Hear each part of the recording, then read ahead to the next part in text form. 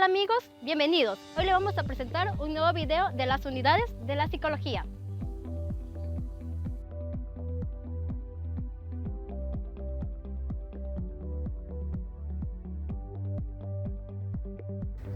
Unidad número 1. La psicología antes de la psicología. La historia de esta ciencia se remonta en la época de los filósofos griegos, donde su principal objetivo de estudio era el alma. Etimológicamente, la palabra psicología se le define como el estudio o tratado del alma. Desde ese entonces podríamos decir que la psicología se la definía como una ciencia, porque la ciencia es un término religioso, místico, intangible y su existencia es inexplicable. Desde ese entonces se podría decir que la psicología como ciencia viene a ser el estudio de la mente. Platón fue uno de los grandes filósofos griegos. Sus pensamientos parten en base a la teoría de las ideas. Platón toma en cuenta al hombre como un compuesto del alma y cuerpo. Consideraba al cuerpo como la cárcel del alma.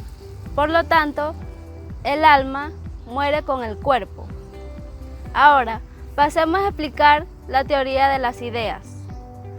Para Platón existen dos mundos, es decir, el cual es uno solo a la vez y que no están completamente separados. Platón los identifica de la siguiente manera: el mundo sensible y el mundo inteligible. El mundo sensible viene a ser el mundo donde vivimos, es decir, el mundo de las cosas, de los objetos, y el mundo inteligible es el mundo de las ideas. Por ejemplo, en el mundo sensible encontramos un árbol. Puede ser con diferentes características. En cambio, en el mundo inteligible encontramos la idea de lo que es un árbol. Es decir, el mundo sensible está compuesto de copias del mundo inteligible, pero estas ideas son universales. Después de haber escuchado un poco sobre la teoría de Platón, recordemos que Platón consideraba el cuerpo como la cárcel del alma, pero Aristóteles lo considera como algo separado del cuerpo. Aristóteles fue un gran científico que estudió los diferentes tipos de seres vivos, es decir, en ellos veía una continuidad. En Aristóteles veía algo en común entre las plantas, los animales y los seres humanos. Aristóteles definió tres tipos de alma, que fue el alma vegetativa, el alma sensitiva y el alma racional. El alma vegetativa es la propia de las plantas, que tiene como las funciones más básicas el reproducirse, el nutrirse. El alma sensitiva es la propia de los animales, que utiliza también las funciones del alma vegetativa, que es el nutrirse y el reproducirse, pero también poseen las percepciones a través de los sentidos y la locomoción, que es decir, que se pueden movilizar. Y por último tenemos el alma racional, que es la propia de los seres humanos. Esta corresponde a la capacidad de pensar y formar conceptos en la realidad en la que viven. El nacimiento de la psicología científica. Para que la psicología científica fuese considerada como una ciencia, debía reproducir los propósitos y metodologías disciplinarias básicas. Las variables debían ser sometidas al método científico. Lo más importante en este proceso debía ser la replicabilidad. La psicología estructural, es decir, la psicología del estudio de la conciencia, tiene como objetivo la mente, como método la introspección y propósito revelar el contenido de la mente. El mayor precursor de esta fue Wilhelm Wundt, médico, fisiólogo y profesor en universidades alemanas suizas. Wilhelm Wundt estudiaba los procesos mentales y los relacionaba con la psicología infantil animal para llegar a un planteamiento antropológico de los procesos mentales superiores. Uno de los hechos más importantes de Wundt fue la creación del laboratorio de Lexo en el año 1879, fecha popular establecida como el establecimiento de la psicología como ciencia. Por medio de la introspección se buscaba investigar varias partes de la mente, incluyendo la asociación de palabras, tiempos y reacción, las sensaciones y emociones, la atención y la relajación, el estrés y el placer y el displacer. Edward Titchener fue un fiel discípulo de Wilhelm Wundt.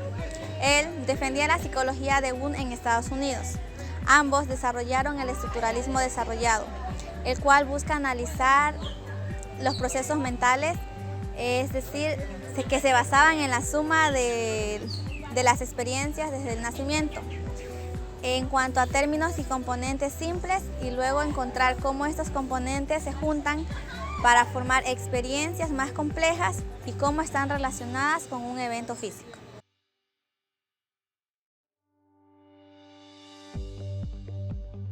¿Qué estás haciendo? Te veo muy preocupada. Sí, lo que pasa es que estoy buscando acerca del conductismo. Hay mucha información, pero no la entiendo. Bueno, yo te voy a hablar algo breve sobre el conductismo que entendí en clase. El conductismo fue fundado por el joven y prestigioso psicólogo estadounidense John Watson y es la rama de la psicología que estudia la conducta humana y busca predecir dicha conducta a partir de las situaciones entre estímulo y respuesta. Sus principales representantes fueron John Watson, Ivan Pavlov, quien se dedicó al condicionamiento clásico. Ah, el que hizo el experimento de los perritos. Sí, en donde trabajó con la comida, el perro y la campana. Antes del condicionamiento, Ivan Pavlov le hacía sonar la campana al perro y el perro no presentaba ni una respuesta. Cuando le presentaba la comida, el perro comenzaba a salivar. Entonces, durante algunos intentos, le sonaba la campana y le presentaba la comida y el perro comenzaba a salivar. Después del condicionamiento, Ivan Pavlov le hacía sonar la campana y el perro solito comenzaba a salivar sin la necesidad de tener la comida presente. Ah, son interesantes tu ejemplo. Pero ¿cómo sería un ejemplo en la persona? ¡Ay, me duele! Este es un claro ejemplo del condicionamiento clásico, en donde tú respondes a un estímulo. Te tendré más cuidado para la próxima. Yo sé que no te hablaba sobre el condicionamiento operante de Skinner. Ay, no más. Tú ya me tienes acondicionada con tus golpes. Y bueno, ¿qué tal te parece el tema? Me pareció muy interesante, a excepción de tus golpes. Es que a veces de los golpes se aprende. Bueno, ya no hablemos de los golpes. ¿Sabes más de las escuelas psicológicas? Sí, te voy a hablar sobre el psicoanálisis. A ver. El psicoanálisis es un método de observación y experimentación con la finalidad de conseguir unos objetivos terapéuticos para el paciente.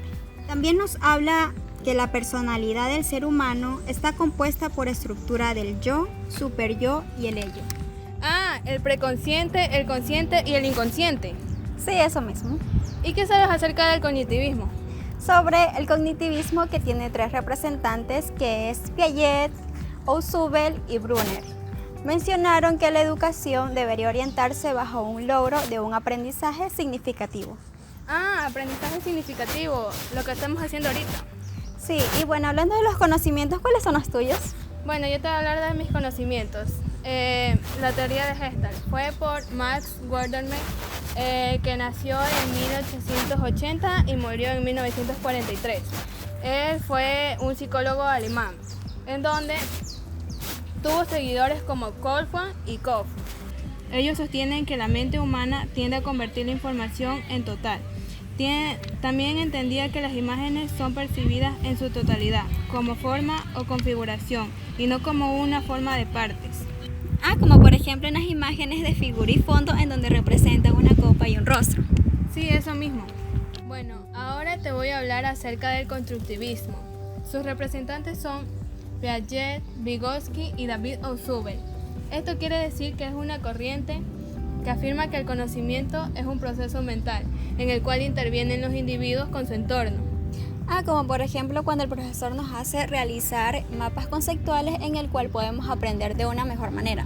Ahora te voy a hablar del funcionalismo. Ah, en donde el representante es William James. Sí, su objetivo de estudio del funcionalismo son los mecanismos de la mente y su función adaptativa. Como por ejemplo, una tía que estaba solicitando empleo y en los requisitos se necesitaba hablar inglés. Entonces ahí trabajó el funcionalismo, ya que ella se pudo adaptar a un nuevo idioma y pudo obtener un buen empleo. Bueno, fue un gusto haber hablado contigo acerca de los conocimientos de las escuelas psicológicas. Gracias por compartir tus conocimientos conmigo. ¿Sí? Gracias. Gracias.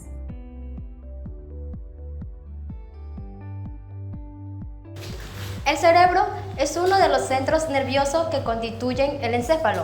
Se encuentra ubicado en la parte superior y anterior de la cavidad craneal y aparece en todos los seres vertebrados.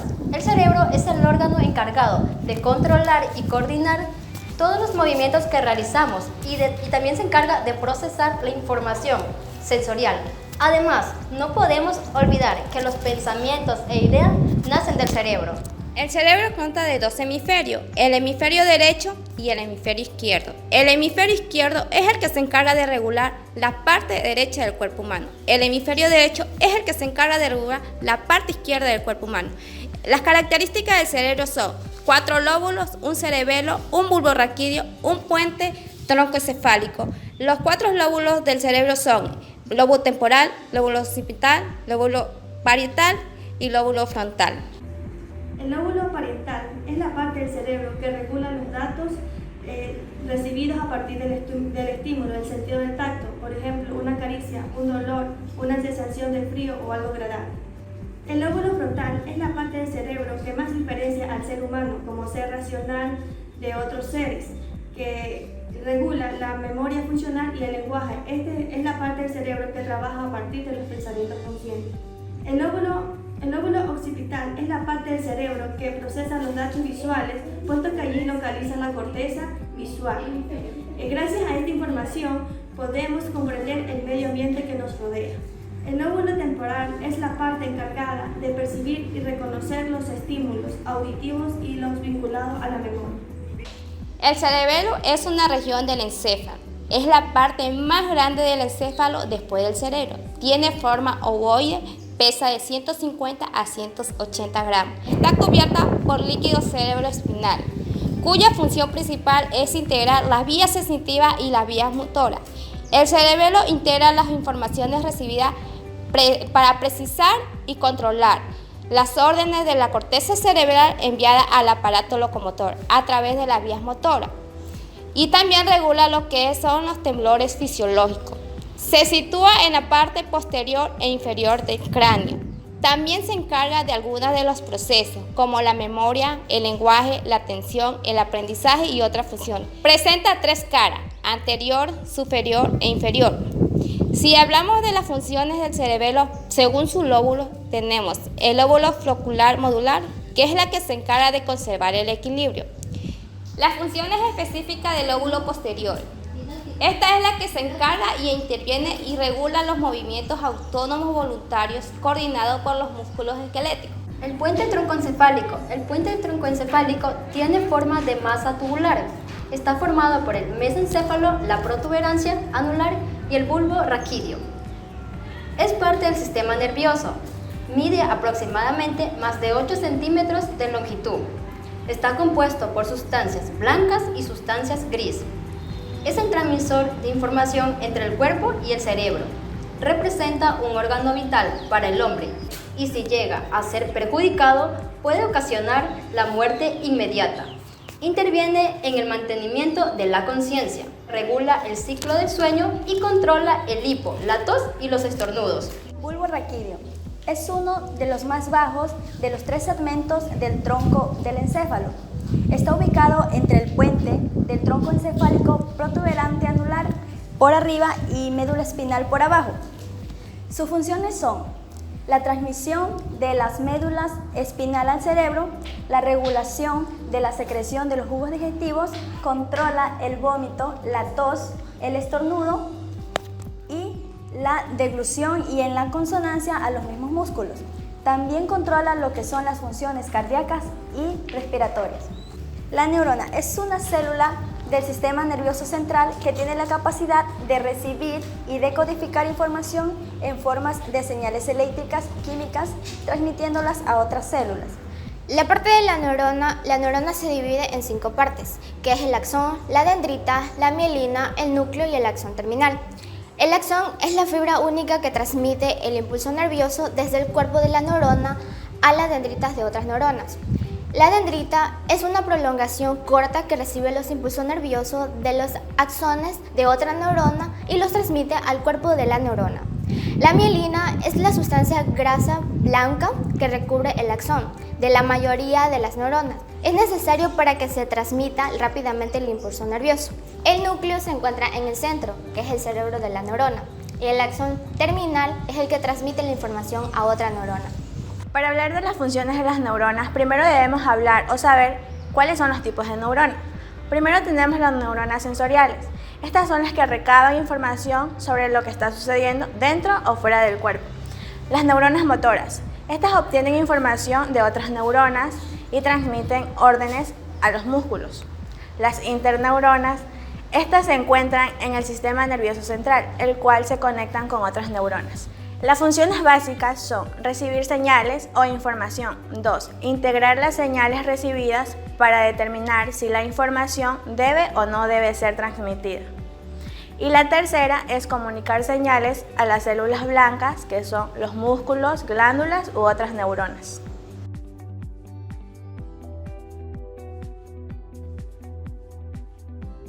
Unidad 3. La psicoterapia infantil con juez. La psicoterapia infantil puede ser definida como el conjunto de conocimientos, actitudes, habilidades, valores y recursos terapéuticos empleados de manera sistemática e intencional. Desarrollo emocional y psicopatología infantil. ¿A qué nos referimos con desarrollo emocional? El desarrollo emocional es un proceso por el cual el niño construye su identidad, su autoestima, su seguridad y la confianza en sí mismo y el mundo que lo rodea.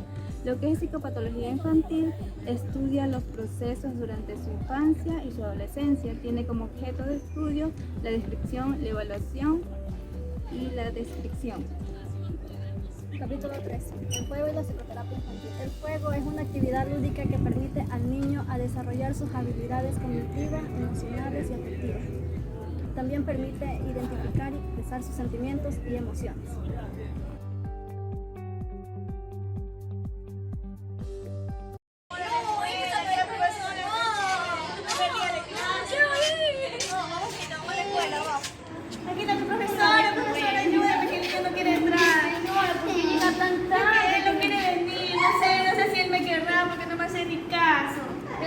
Que no se le haga costumbre de venir todos. Ya, profesora, ya. Oye, mi te voy a la escuela. Cuando se levante, ya que vamos a trabajar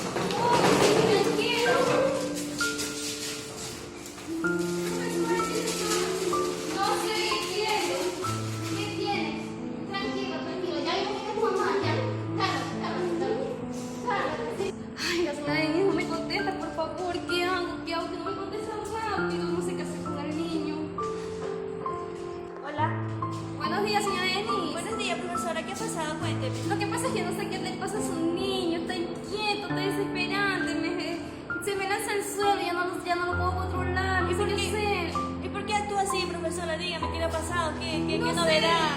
Ya, profesora, ya voy ahorita, me estoy arreglando y ya salgo rápido para ir a ver a mi hijo, a ver qué mismo tiene.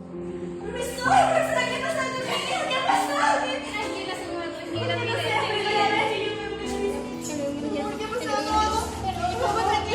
aquí está tu mamá, tranquila. Nos vamos a la clase, vamos a ver qué mismo tiene, qué pasa, vamos. De cada 150 niños que nacen, uno nace con esta patología. No es genético, pero sí tiene que ver con los genes y con los cromosomas.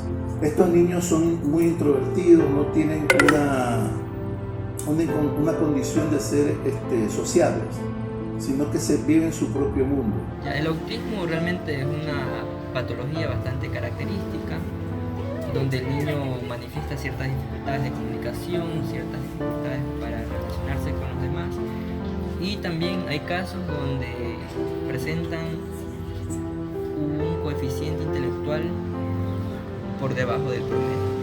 Una forma de presentarse, por ejemplo, son los niños que tienen Asperger, que a pesar de que no tienen esta dificultad tanto en la comunicación y en las relaciones sociales ni en el coeficiente intelectual, ellos sí pueden alcanzar un nivel educativo en relación a los niños con autismo. Es decir, hay diferentes tipos. El autismo, o lo que se conoce como autismo, realmente ya es un grado más severo, más atípico, donde el niño ya presenta deficiencias generales que le impiden realizar conductas o acciones diarias que un niño de 5 años normal podría hacer ya alcanzando este periodo de desarrollo. ¿Cómo es su comportamiento con niños autistas? Ya, ¿cómo es el comportamiento del niño? Bueno, generalmente los niños que presentan autismo no pueden establecer contacto. Se les dificulta comunicarse, se les dificulta establecer relaciones con los demás compañeros. Es decir, si ustedes ven a un niño que no le gusta compartir con sus compañeros, está aislado, posiblemente eso sea un indicador que dé a entender que posiblemente tenga este síndrome. Hacer conciencia en los docentes, si ven algún estudiante especial, derivarlo al departamento acá para conversar con ellos, con los padres y saber en fin qué es lo que está pasando, y de ser el caso que tenga algún problema de tipo especial, darle la ayuda necesaria, como es instruir a los decanos, directores de carrera, técnicos docentes, para que ellos le den las facilidades a este tipo de pacientes, de estudiantes, y también educar a la comunidad, a los compañeros, que a veces siempre hay uno que quiere figurar, y por figurar no sabe que está haciéndole daño a la otra persona. Esa es la recomendación que podría dar a nivel de la academia.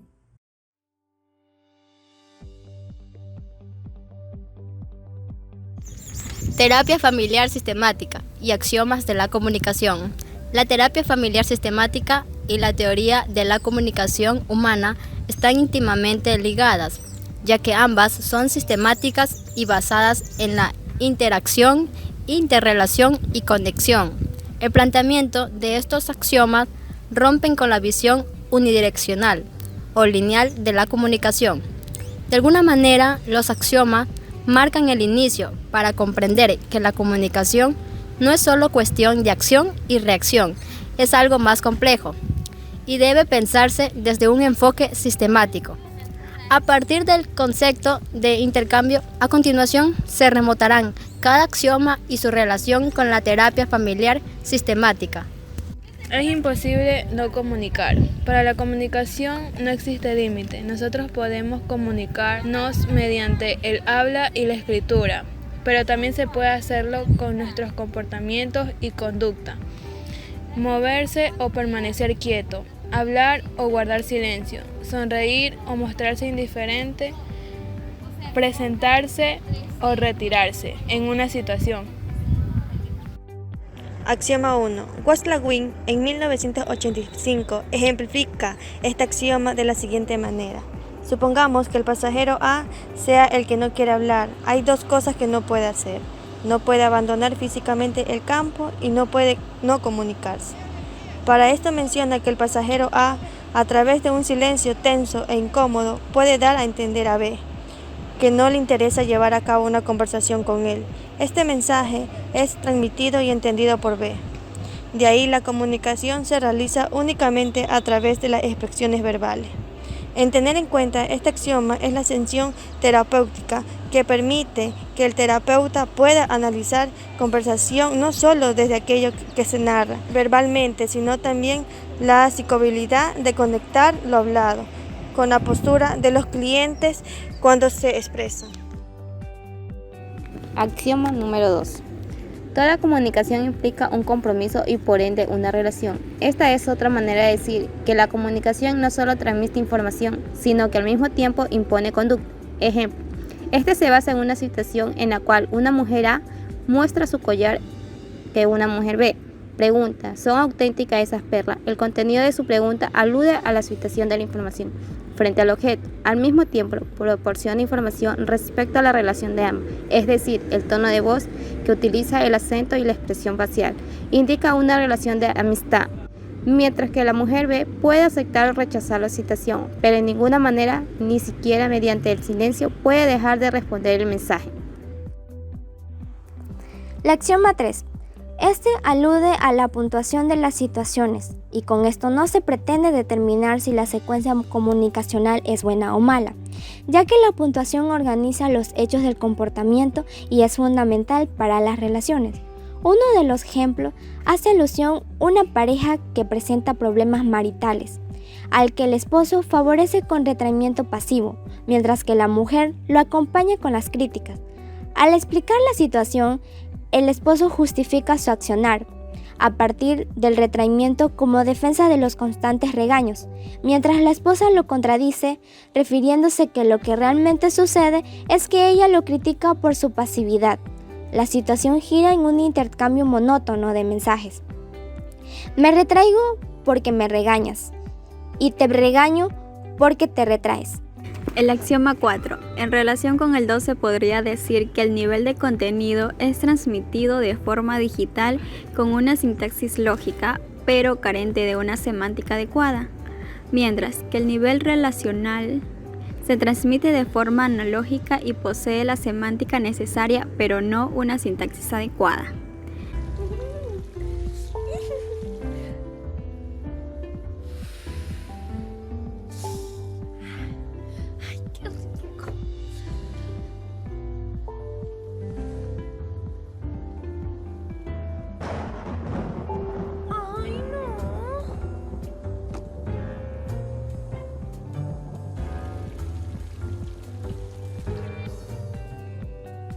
Al apagarse la luz, la niña expresa verbalmente que algo no está bien.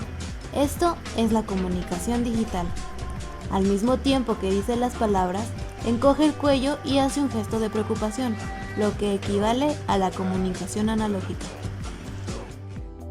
Axioma 5. Nos encontramos con relaciones que pueden ser complementarias y simétricas al mismo tiempo. Es decir, la simetría y la complementariedad en la comunicación no son en sí mismas buenas o malas, normales o anormales. Es necesario que los dos participantes se relacionen simétricamente en algunas áreas y de manera complementaria en otras.